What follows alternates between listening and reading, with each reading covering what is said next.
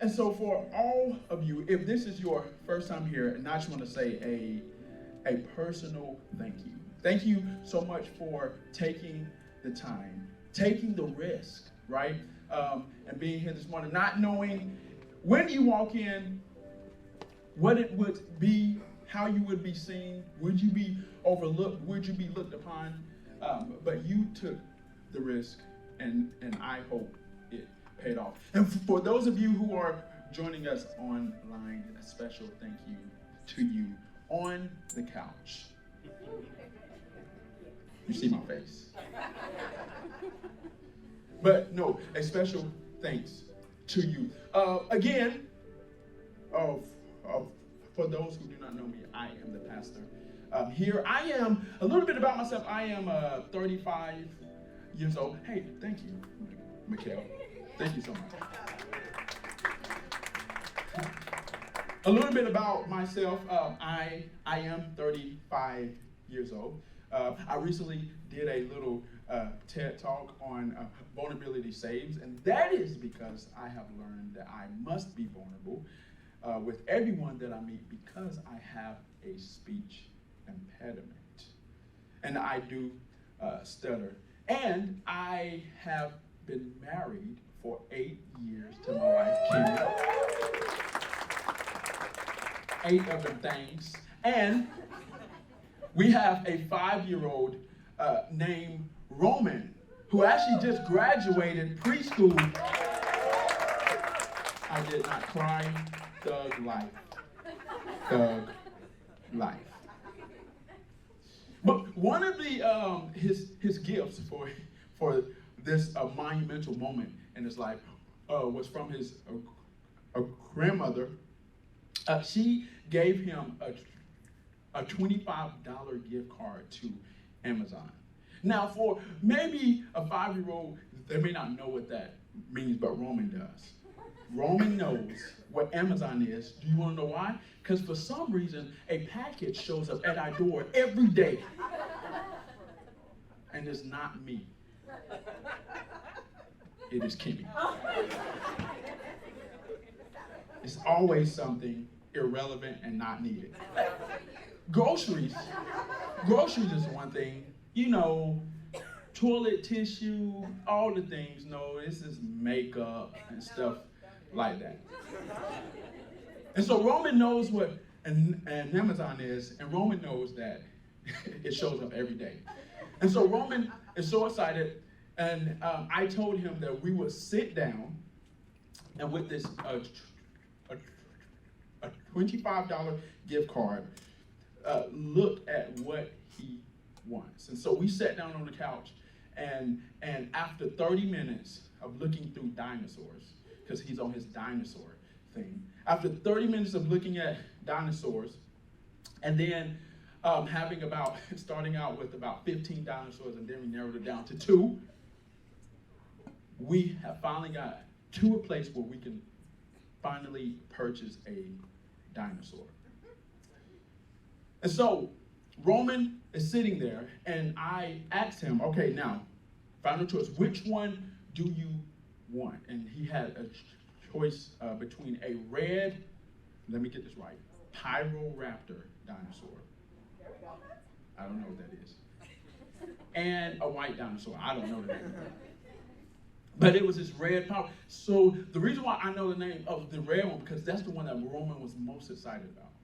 Roman was most excited about this red Pyroraptor dinosaur. And so I asked him, final thoughts, which one do you want? Roman said, I want the red one. I said, okay, bet. I said, are you sure? He said, Daddy, I'm positive. I said, oh, excuse me.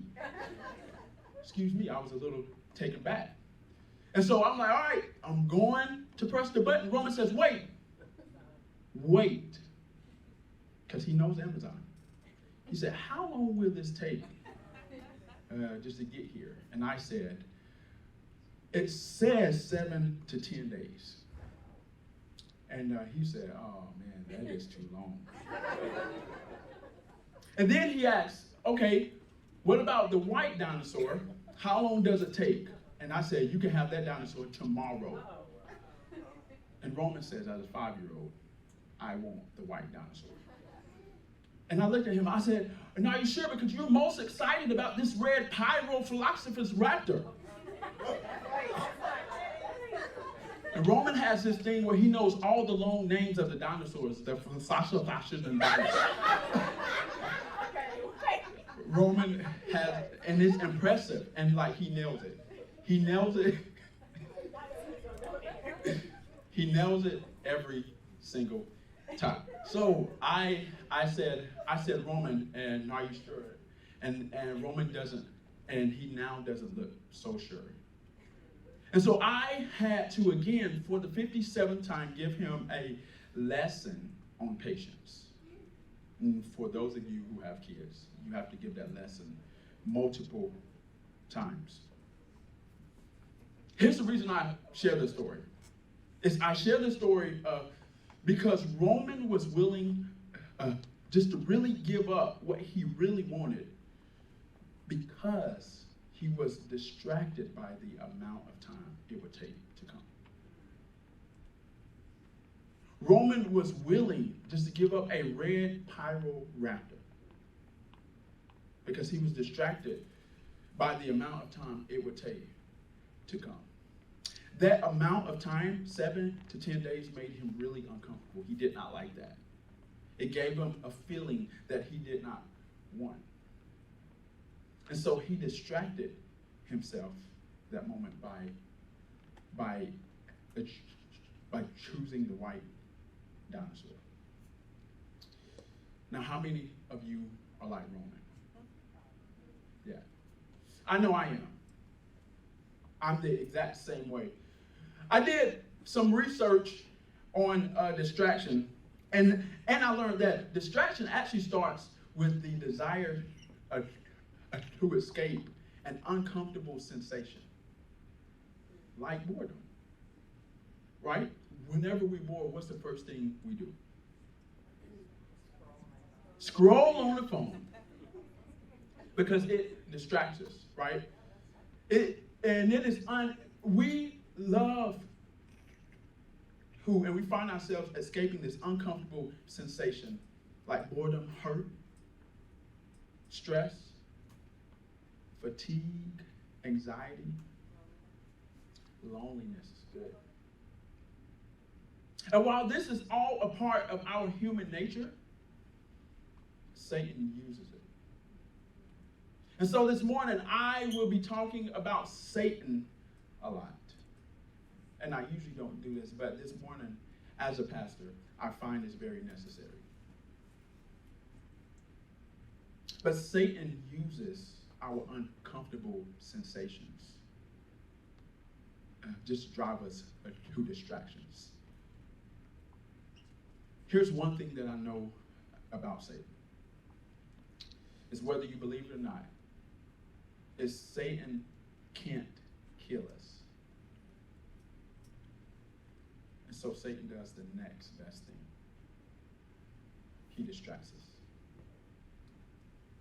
Satan, he cannot put his hands on you. He cannot kill you off. So he does the next best thing. He distracts us because he is a deceiver. Second Corinthians says, but I'm afraid that as the serpent, Satan, deceived Eve by his craftiness, your minds will be led astray from the simplicity and purity of the devotion of Christ. Now, Satan uses my uncomfortable sensations all the time. As you can imagine, as a person who stutters, I am uncomfortable a lot. There are pains in me that I not have yet dealt with. That I feel like the only thing that I can do is run from it and distract myself with something else. How many of you feel that way? And I deal with this all the time, and so I get it. Because what Satan often does is Satan distracts by making the less better option seem like the best option. That's what he does for us, like Roman. Right? He makes the less better option. Roman did not want the white Velociraptor. He wanted the red Pyroraptor. But he was distracted, which made him go for the less better option. Because Satan made it seem like the best option. And Satan does it with our pain. Satan uses our pain to choose the less better option. It is important that we recognize this so that we are not led astray, as the verse we just said. It's important to recognize that we don't fall for the immediate fix. What about you? What less better option do you find yourself choosing now?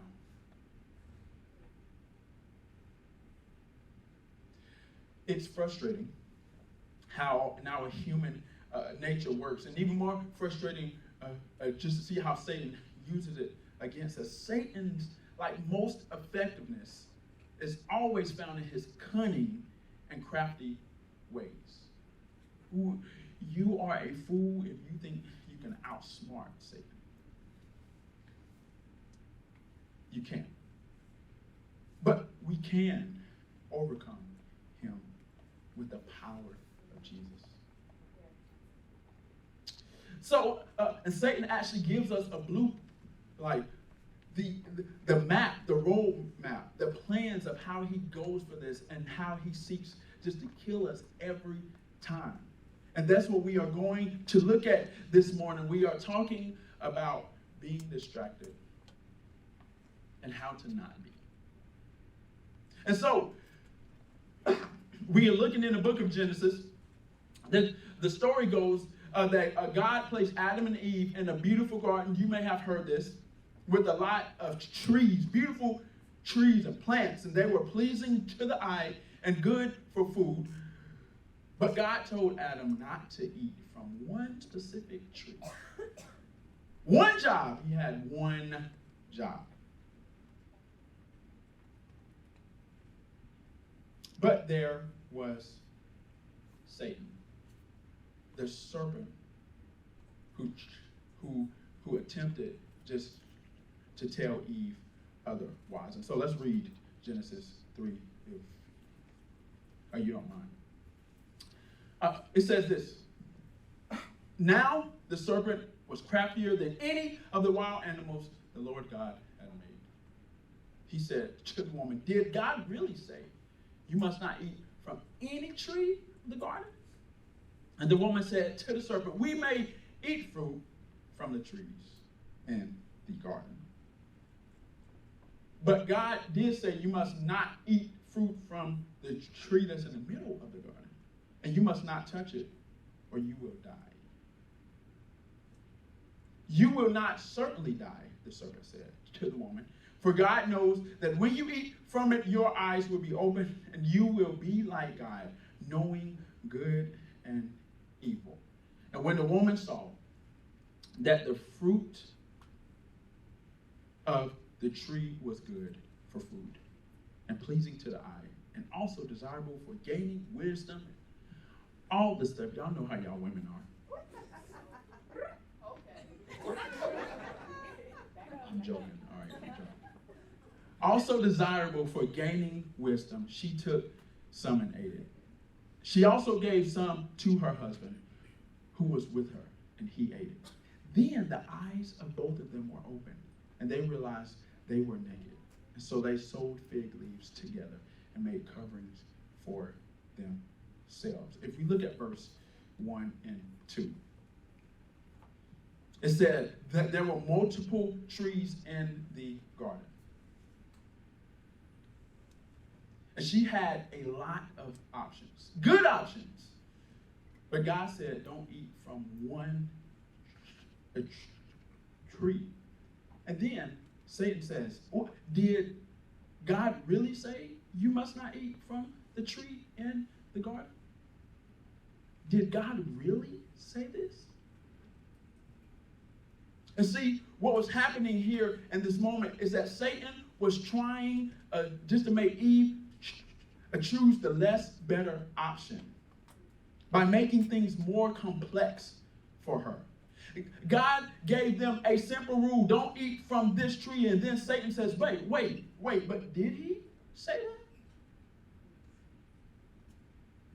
Satan took a simple instruction and complicated it.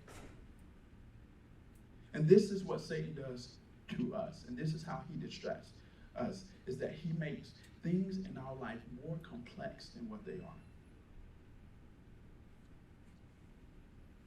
One of the greatest workplace distractions, right, is this open floor plan that somebody thought was genius.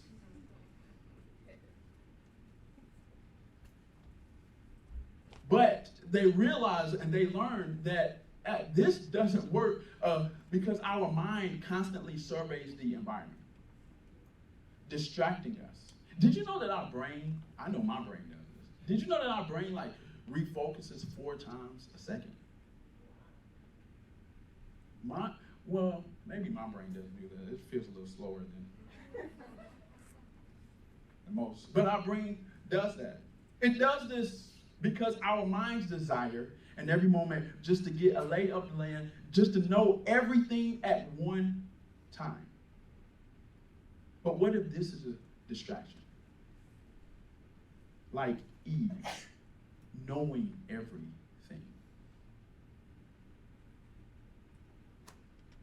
God maybe doesn't show us everything simply to help us follow him better.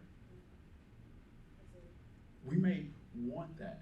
We may desire this, but have you thought that maybe God doesn't want that for us so that we can follow him and be more dedicated to him? Maybe it's a gift. But something that I did a little back research and saw is that God did not share with Eve the repercussions for eating the fruit like Satan did. God, he told Adam not to, but he never told Eve, because it says, for God knows that when you eat from it, your eyes will be open and you will be like God, knowing good and evil. I understand that this may be a little bit of a reach, but this is fascinating just to me, because Satan, he took a simple instruction and made it more complex for Eve. Here's what I want you just to know, is the more complex your environment, the less you will pay attention to what matters. This is what Satan does. Satan oftentimes sneak little things one by one in your environment that goes unnoticed until it's too late.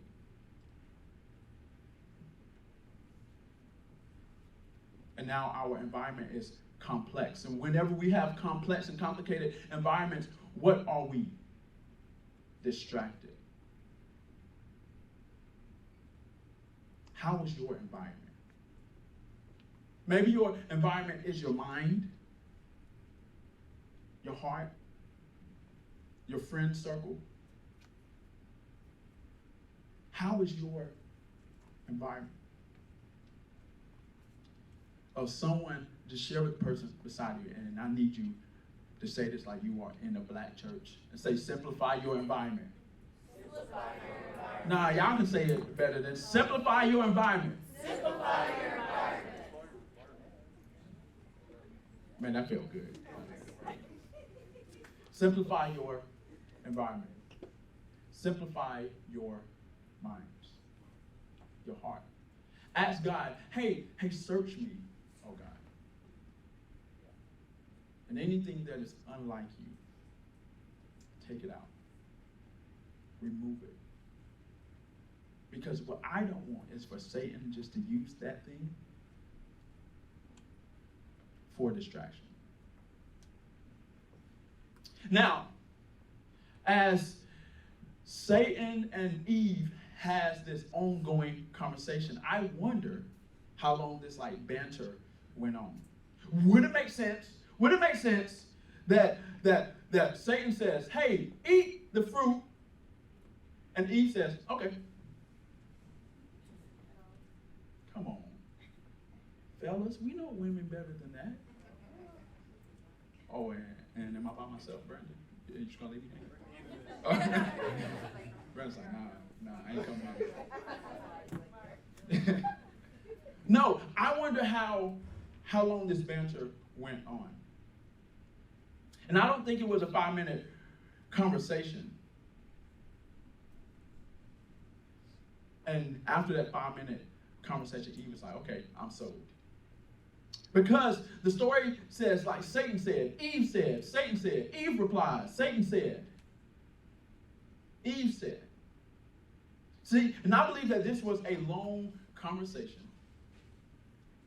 And Eve finally became convinced. Because it says this, verse 6, if you could throw it up. Verse 6 says, and I want you to say the first word out loud. Ready, go. When.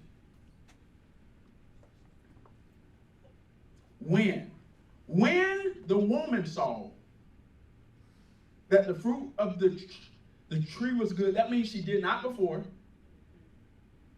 but when she finally saw that the fruit was good and pleasing to the eye, because Satan made it that, and also desirable for gaining reasons, she took some and ate it. What Satan did in this moment was Satan wore her down. Now, I don't know about you, but Satan does this to me all the time. Constantly a wearing down. Satan says, Pastor says, Satan says, Tiffany says, Satan says, Kimmy says, Satan says. And it's this wearing down of this back and forth with Satan putting thoughts in your head. Lies. Only just to wear you down. Satan tries to wear you down. Satan distracts your mind by keeping your mind processing. He's very good at this. We process and we think and we think and we think and we process, just like he's doing with Eve. Process with me. Satan is like, hey, process with me. Process this. Does this really make sense? Process this with me. Does he really love you? Let's process this. You don't have any money. Does he really love you? Let's process this. You feel lonely. Does God really love you? Let's process. Let's write this down and see if it makes sense. God doesn't love you. Let's process this. And this is what Satan does to us. And now you find that in your mind and heart and soul is fatigued. And when I'm fatigued and done and worn down, I make bad decisions.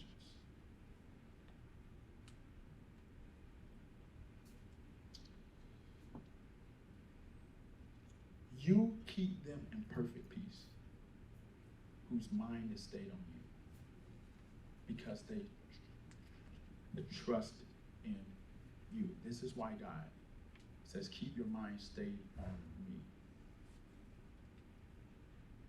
so that your mind won't be worn down by Satan. Always recognize that Satan is trying just to wear you down. I was driving down University. If you know that road, you know that is a busy road. And this pigeon that knows how to fly decides to walk, not fly, walk across this 6-lane road. I saw it No worries, guys, I saw it. And so I slowed down. We know how birds are, right? And you only have to slow down a little bit. And then the bird sees this 5-ton car, and it's like, oh, I need to fly away. And so I just assumed that happened. But we all know what assuming does. And so this pigeon was slowly walking across the road on this busy highway. On this busy highway. And I saw that the pigeon was focused on something. It saw a little worm. I don't know what it saw, but it saw something. And as I went closer to it, I thought that it would fly away. So I thought. So I slowed down just enough for it to save itself. But the pigeon was so focused on something in the road. And the next thing I heard was it sounded just like this, guys. Just like that. And I saw feathers go everywhere. I know, Nancy. I know. I saw feathers go everywhere. And I was a little sad. But here's the thing. Get this. A pigeon that flies found itself walking on a busy street because it was distracted by something that it saw. And because of that, it sadly died. This is what Satan does. He can't kill you, but what he will do is put something in the way of harm. Make you focus your attention on that just long enough that it takes you out.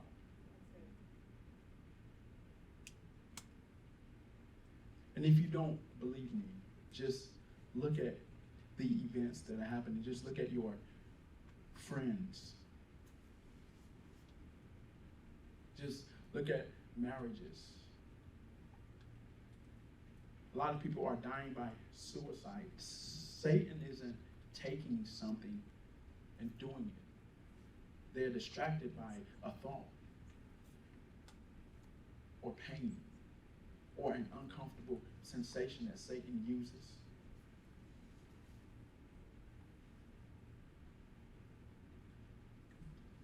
I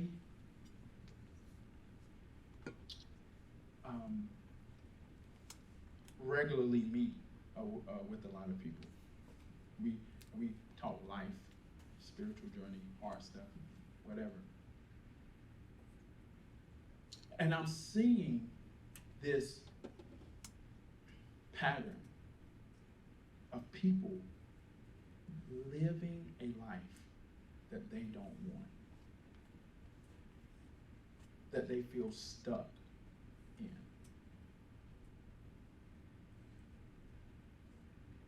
And it's through a bunch of things. Maybe marriage is through an illness, it's through a disease. And I can't lie, it makes me angry at God. Is that why are there so many people living a life that they don't want, that they did not intentionally choose? They did not intentionally choose. We're not as smart as we think we are. So when we make a choice or when something is handed to us, we do the best we can with what we have.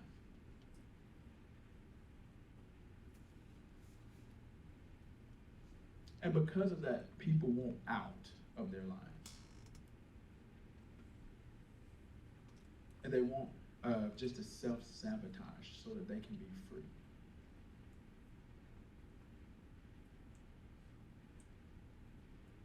And I think this is distraction. Satan uses our uncomfortable sensations, our pains, our desires, and makes us focus on that thing. And make us get this immediate fix. And that immediate fix is only a distraction.